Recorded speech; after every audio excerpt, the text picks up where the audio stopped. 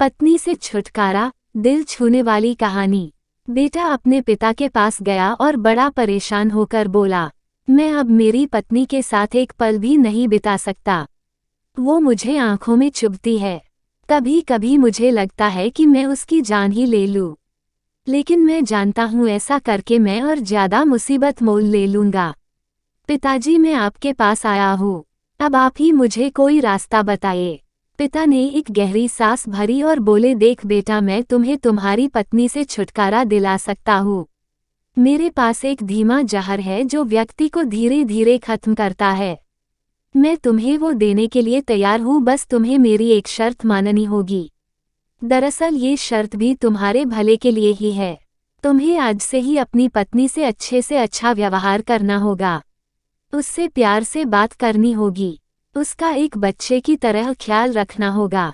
उसकी बातें, उसकी शिकायतें सुननी होगी, और ये सब इसलिए ताकि जब वो मरे तो किसी को तुम पर शक ना हो।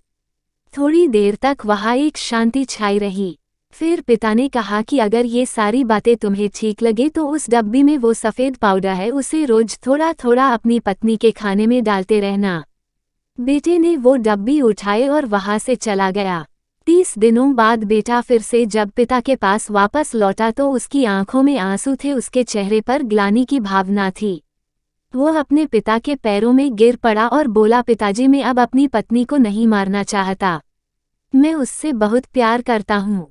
आप उस जहर का असर खत्म हो जाए ऐसा कुछ कीजिए। पिता ने अपने बेटे को उठाया और बोला, डरो मत, उस डब्बी में सिर्फ चावल का आटा था।